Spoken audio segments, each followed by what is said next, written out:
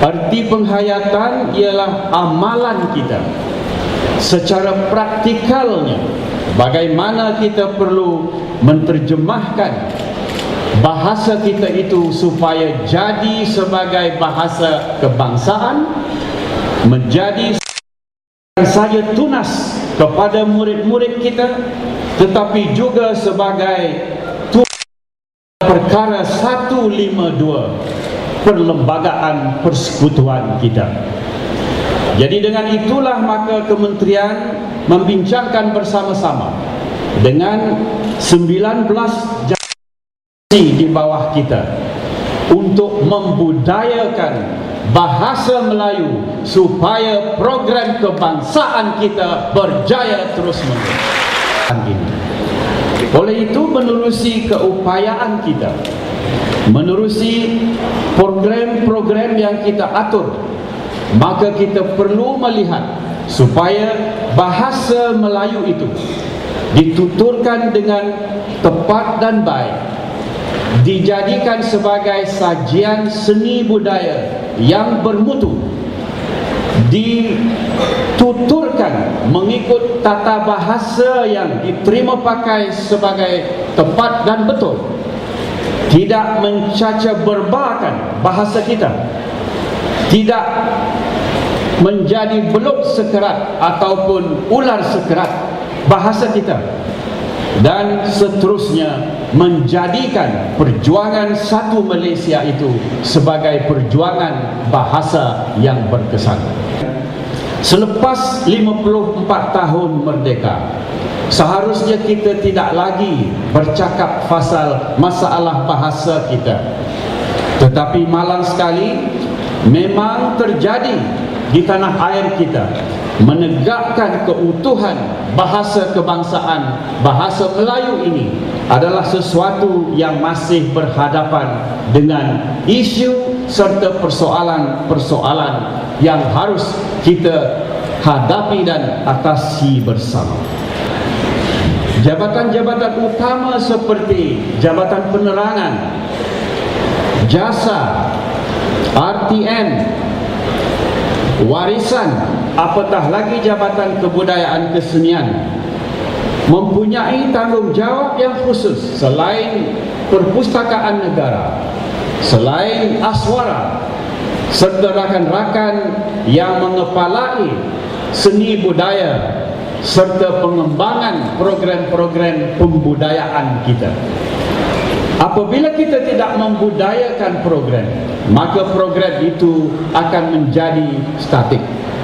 Oleh yang demikian, mari kita cari jalan bagaimana sekolah-sekolah kita, agensi-agensi mantap universiti kita bertutur dalam bahasa Melayu yang penuh dengan keindahan dan ketepatan serta yang betul.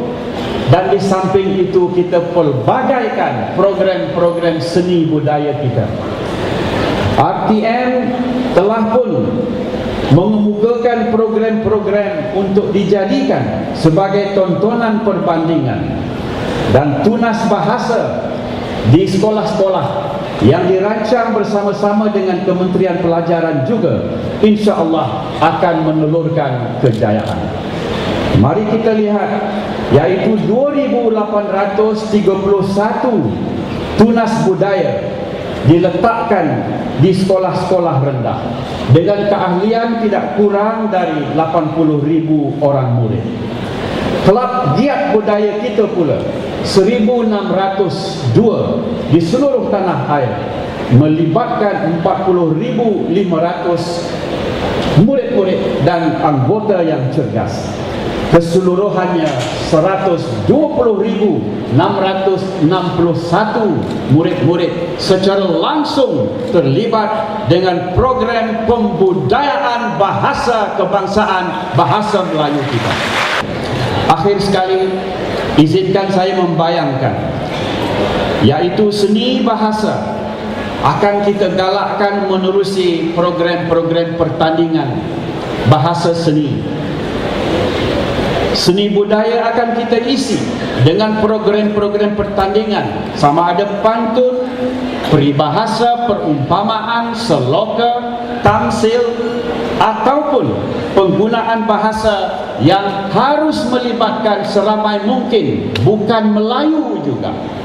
Dan ini amatlah mustahil, kerana sekiranya hanya kanak-kanak atau orang dewasa Melayu sahaja yang memainkan peranan, ini tidak akan menggambarkan satu Malaysia. Justru kita akan gabungkan sekolah-sekolah jenis kebangsaan juga dengan izin daripada Tan Sri, dan kita akan gaya serta lunaskan program-program ini sehingga ia terasa sebagai sebahagian daripada budaya di tanah air kita. Akhirnya, izinkan saya menyampaikan pengertian kita, yaitu pengertian bersama menjayakan bahasa Melayu, berarti bersama menjayakan Malaysia. Bersama kita menjayakan bahasa kebangsaan, berarti satu Malaysia kita jayakan. Bersama kita menjayakan bahasa Melayu, berarti beroleh kita bahasa ilmu di tanah air kita. Dan di samping itu, bahasa Melayu juga harus kita popularkan bagi menjayakan perniagaan, apatah lagi pendidikan. Tetapi ini tidak berarti bahawa kita akan ketepikan perolehan dan kepakaran kita menerusi bahasa Inggeris. Marilah, kalau dapat diibaratkan sebagai dua landasan kereta api, di sebelah kanan bahasa Melayu, di sebelah kiri bahasa Inggeris. Sama-sama kita berjalan dengan laju supaya bangsa kita, negara kita Perlembagaan Persekutuan selaku undang-undang tertinggi negara telah memperuntukkan dengan jelas kedudukan bahasa Melayu melalui perkara 152 dalam kurungan 1, bahawa bahasa kebangsaan ialah bahasa Melayu dan telah ditulis dalam apa-apa tulisan sebagaimana yang diperuntukkan dengan undang-undang oleh Parlimen. Seluruh rakyat Malaysia tanpa mengira bangsa, kaum dan juga agama seharusnya berupaya menutur, memahami dan juga menghayati bahasa Melayu sebaik mungkin. Buah duku di seberang pekan jatuh ke tanah jangan dibiarkan supaya dapat sama dimakan. Bahasa Melayu kita muliakan, setiap masa kita lestarikan, amalannya kita budayakan.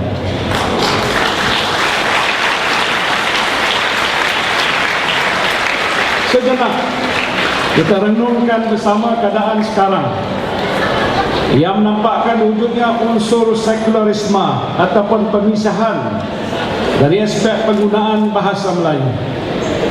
Penegasan penggunaan bahasa Melayu hanya terselah dalam sektor awam berbanding dengan sektor swasta. Keadaan ini perlu kita fikirkan semula ke arah pemantapan bahasa, penggunaan bahasa Melayu agar ia setanding dengan bahasa lain di dunia. Dan oleh yang demikian, usaha-usaha akan terus dilaksanakan bagi memperkukuhkan penggunaannya di sektor awam dan juga di institusi pengajian tinggi awam, serta juga memperkuat dan memantapkan penggunaannya secara meluas di sektor swasta dan juga di institusi pengajian tinggi swasta. Sejarah kita telah membuktikan bahawa bahasa Melayu suatu ketika dahulu merupakan lingua franca di alam Nusantara. Bahasa Melayu berfungsi sebagai bahasa perdagangan, bahasa diplomatik, bahasa ilmu dan juga bahasa perundangan, dan ia sentiasa digunakan sebagai bahasa utama di zaman kegemilangan Kesultanan Melayu Melaka. Tanpa mengira bangsa, budaya dan juga agama, ramai yang berlumba-lumba untuk mempelajari akan bahasa Melayu ini, sehingga kan bangsa asing yang datang ke Melayu ataupun ke Melaka juga fasih berbahasa Melayu. Bahasa Melayu ini amat penting dan menjadi benteng bagi memperteguh jati diri bangsa.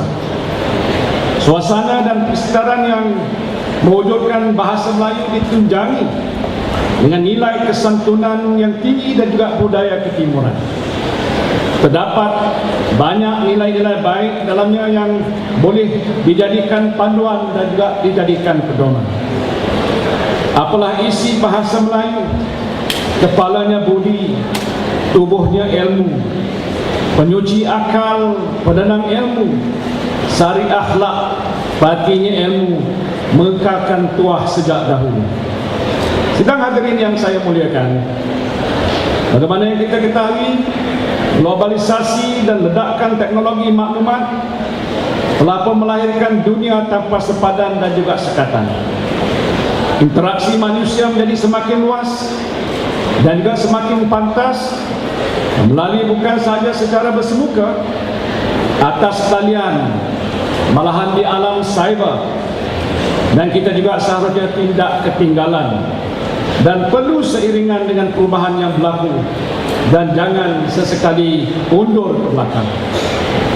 Situasi ini sedikit sebanyak mempengaruhi penggunaan bahasa Melayu, di mana unsur-unsur keunikan dan unsur-unsur keagungan bahasa Melayu menjadi longgar, rapuh dan mudah dicemari kerana dicampur aduk penggunaannya dengan bahasa-bahasa yang lain secara sewenang-wenang.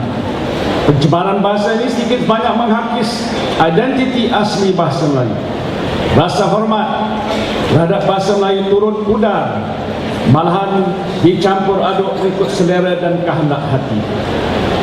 Ledakan ini telah menjadikan bahasa Melayu semacam berada di belakang berbanding dengan bahasa-bahasa lain. Akibatnya kelangsungan bahasa Melayu mendepani zaman sekarang melalui saat-saat yang sangat getir. Rakyat Malaysia, khususnya generasi muda, semakin terus mengabaikan bahasa Melayu dalam interaksi seharian mereka. Keyakinan terhadap bahasa Melayu mulai pudar sehingga ke tahap segan untuk bertutur dalam bahasa ibunda sendiri. Bahasa Melayu hanya dituturkan apabila perlu saja dan pembudayaannya dalam masyarakat seolah-olah tercabar. Walau bagaimanapun, keadaan ini menjadi terubat semula setelah langkah kerajaan menyuburkan kembali bahasa Melayu khususnya dalam sistem pendidikan negara. Rakyat semakin yakin bila kerajaan bertegas mahukan bahasa Melayu digunakan dalam keseluruhan sistem pendidikan di samping bahasa-bahasa lain, utamanya bahasa Inggeris yang tetap diberikan penekanan utama kerana inilah adalah bahasa ilmu antarabangsa.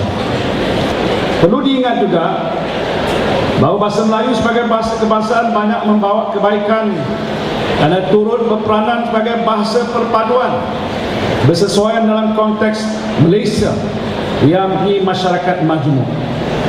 Ia juga merupakan bahasa komunikasi umum bagi seluruh rakyat yang merentasi pelbagai kumpulan etnik dan merupakan salah satu elemen yang terpenting dan berkesan dalam nak menyatukan rakyat berbilang kaum di negara kita ini.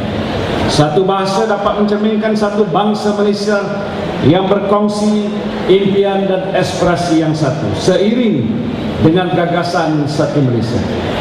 Keadaan yang seperti ini tidak terdapat pada negara lain, dan ini jugalah yang menjadi tonggak kekuatan negara kita yang penuh dengan kemajemukan dan kepelbagaian melalui strategi peneguhan dan kesetiaan pada dasar bahasa yang telah ditetapkan dalam perlembagaan negara. Akhir kata, apalah isi periuk besar, isinya padi dan beras kunyit. Sesungguhnya bahasa berjiwa besar, tahan diuji bukan sedikit.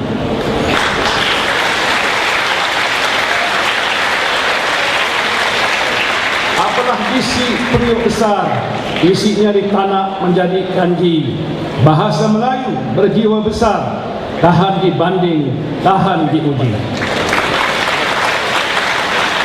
Maka dengan lafaz Bismillahirrahmanirrahim, saya dengan sekecutanya meresmikan program pembudayaan bahasa Kementerian Kelangan, Komunikasi dan Kebudayaan 2011. Terima kasih. Wabillahi taufiq wal hidayah. Assalamualaikum warahmatullahi wabarakatuh.